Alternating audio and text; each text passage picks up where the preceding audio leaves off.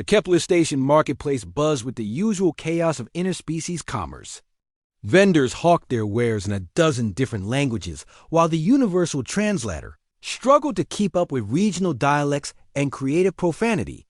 Captain Sarah Chun weaved through the crowd, her worn leather jacket marking her as another human trader looking for a deal. That's when she saw her. The little alien girl couldn't have been more than 8 years old by human standards, though. With the Zephyrian's elongated limbs and translucent blue skin, it was hard to tell. She crouched behind a fruit vendor's stall, her large violet eyes darting nervously as she snatched dropped scraps from the ground. When a piece of overripe fruit rolled near her feet, she pounced on it with desperate hunger, cramming it into her mouth without regard for the dirt clinging to its surface. "Hey!" The Corvin vendor's voice boomed across the marketplace. "Get away from my stall, you little pests!" The girl scrambled backward, clutching the fruit protectively against her chest. Her once pristine white dress, clearly designed for someone of importance, was now torn and stained with weeks of street living. Despite her bedraggled appearance, Sarah noticed something the others missed: the intricate silver circlet barely visible beneath the girl's matted hair, and the way she held herself with unconscious dignity even while cowering. Sarah approached slowly, crouching down to the girl's eye level. "Hey there, sweetheart. What's your name?" The girl's universal translator crackled to life, its voice tinny from poor maintenance. "Kara ... of House Veltar." Even through the mechanical translation, her voice carried the refined accent of Zephyrian nobility. "House Veltar," Sarah repeated, her mind racing. She'd heard that name before, one of the most powerful families in the Zephyrian consortium. "What are you doing here all alone, princess?" Kira's eyes widened. It had been weeks since anyone had recognized her title, longer since anyone had spoken to her with kindness. "My family's ship. Raiders attacked during a diplomatic mission. I hid in an escape pod, but it malfunctioned. Crash here." Her voice broke. "Everyone thinks I'm dead." Sarah's heart clenched. The Kepler Station authorities were notorious for their indifference to refugee children, especially alien ones. To them, Kira was just another mouth to feed, another problem to ignore. But Sarah saw past the dirt and desperation to the scared little girl who lost everything.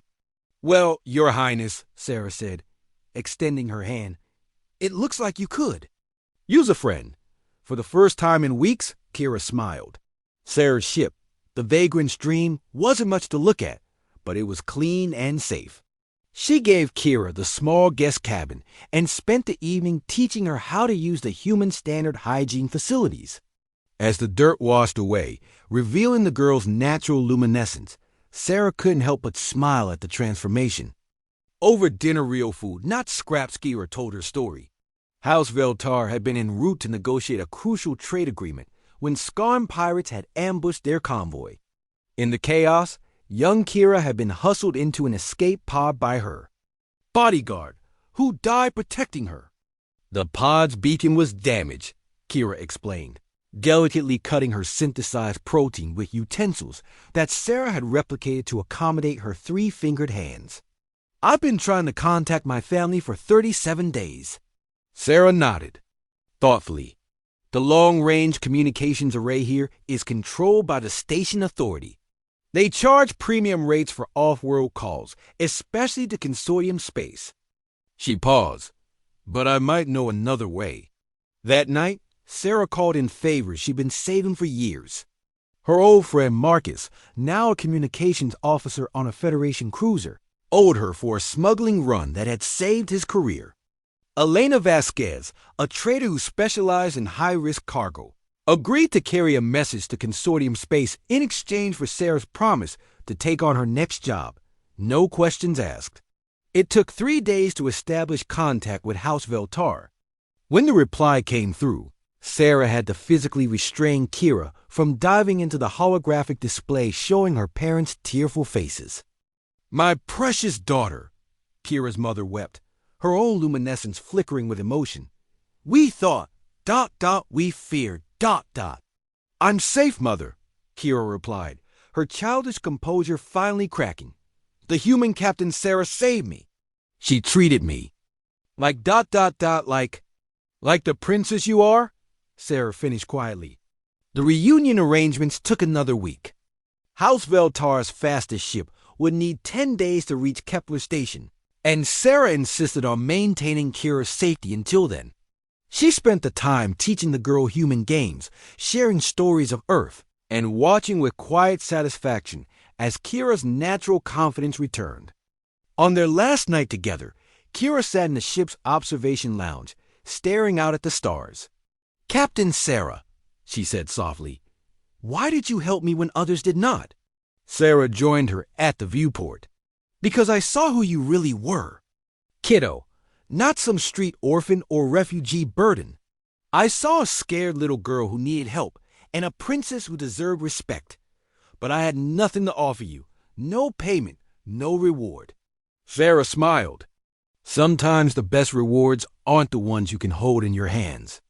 The next morning, 3 sleek Zephyrian vessels docked at Kepler Station. Kira's parents, flanked by an impressive security detail, swept their daughter into their arms, while offering Sarah their profound gratitude. "House Veltar does not forget its debts," Kira's father declared formally. "Name your price, Captain Chun." Sarah shook her head. "No price. Just ... take care of her." As the Zephyrian ships prepared to depart, Kira broke away from her parents one last time. She pressed something small and warm into Sarah's palm, a silver pendant bearing the seal of House Veltar. "For the human who saw a princess," she whispered, then ran back to her family. Months later, Sarah would learn that her kindness had changed more than one life. House Veltar's gratitude opened doors throughout Consorian space, leading to trade opportunities that lifted her from struggling smuggler to respected merchant captain. But more importantly, Kira's rescue had sparked something larger, a movement within the consortium to better protect refugee children of all species. Sometimes, Sarah reflected as she watched alien children playing safely in newly established shelters. The most powerful thing you can give someone isn't food or shelter or credits. Sometimes, it's simply the recognition of their worth. And sometimes, when you treat a scared little girl eating scraps like the princess she truly is, you change the galaxy itself.